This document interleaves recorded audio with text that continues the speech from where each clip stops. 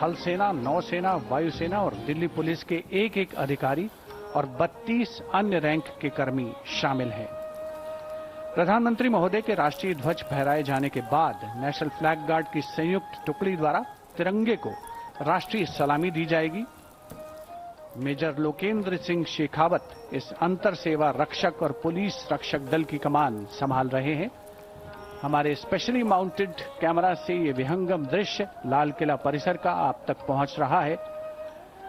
ठीक सामने वंदे मातरम की प्रतिमूर्ति बनाते हुए भारत की युवा शक्ति, बाईं ओर के एनक्लोजर्स में स्पेशली इनवाइटेड गेस्ट जिन्होंने भारत सरकार की अलग अलग योजनाओं का लाभ लिया है।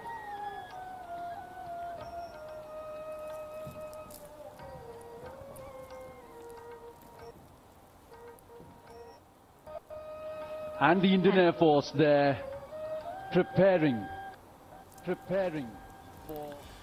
ખાસ મહેમાનો અહીંયા ઉપસ્થિત છે। 5000થી વધારે ખાસ મહેમાનો છે। આજે અહીંના સાક્ષી બનશે, જે તિરંગો લહેરાવવામાં આવશે ત્યાં ખાસ મહેમાનો પણ હશે અને આ ઉજવણી કે જેને વિવિધ ક્ષેત્રોમાંથી ખાસ મહેમાનો છે તેમને આમંત્રિત કરવામાં આવતા હોય છે અને તમામ મહેમાનો અહીંયા ઉપસ્થિત છે અને લાલ કિલ્લા પરના આ દ્રશ્યો અને આપ જુઓ વાયુસેના, થલ સેના, તમામ સેનાના લોકો અહીંયા ઉપસ્થિત છે અને થોડીક જ વારમાં પ્રધાનમંત્રી નરેન્દ્ર મોદી ત્યાં પહોંચશે અને ત્યાર પછી તિરંગો છે લહેરાવશે।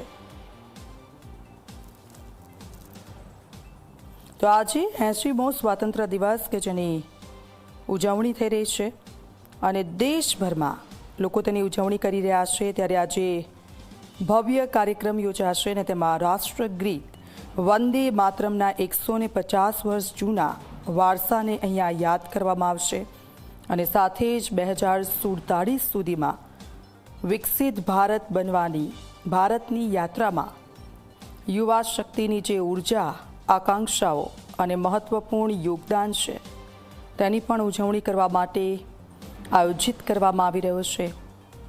ત્યારે લાલ કિલ્લા પર આજે ઇતિહાસમાં પહેલીવાર વંદે માતરમ ગીત રજૂ કરવામાં આવશે। અહીંયા તમામ મહેમાનો ઉપસ્થિત છે અને હવે થોડીક જ વારમાં પ્રધાનમંત્રી નરેન્દ્ર મોદી લાલ કિલ્લા પર આવશે અને ખાસ મહેમાનો અહીંયા જે ઉપસ્થિત છે તેમાં વિવિધ ક્ષેત્રોમાંથી ખાસ મહેમાનો છે તેમને આમંત્રિત કરવામાં આવ્યા છે। લાલ કિલ્લાના આ દ્રશ્યો દેશની આઝાદી અને 15મી ઓગસ્ટનો આ દિવસ કે જેને દેશભરમાં લોકો સ્વાતંત્ર્ય પર્વ તરીકે ઓળખે છે અને આ દિવસે દેશભરમાં જે સ્વતંત્રતા મળી હતી તેની ઉજવણી કરે છે। લાલ કિલ્લા પરના આ દ્રશ્યો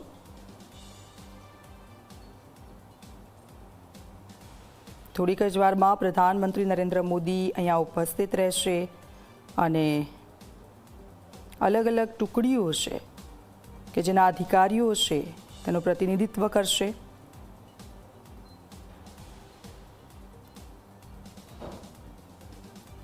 ગાર્ડ ઓફ ઓનર અહીંયા આપવામાં આવશે ને ખાસ કરીને તેનું નેતૃત્વ અહીંયા કોણ કરતું હોય છે તો ગાર્ડ ઓફ ઓનર ટુકડીમાં એક અધિકારી, સેના, નૌકાદળ, વાયુસેના અને દિલ્હી પોલીસના 24 સૈનિકોનો સમાવેશ થશે। બંને દ્રશ્યો મેં આપને બતાવી રહ્યા છે, લાલ કિલ્લાના દ્રશ્યો અને બીજી તરફ રાજઘાટના દ્રશ્યો કે જ્યાં પ્રધાનમંત્રી નરેન્દ્ર મોદી પહોંચ્યા હતા।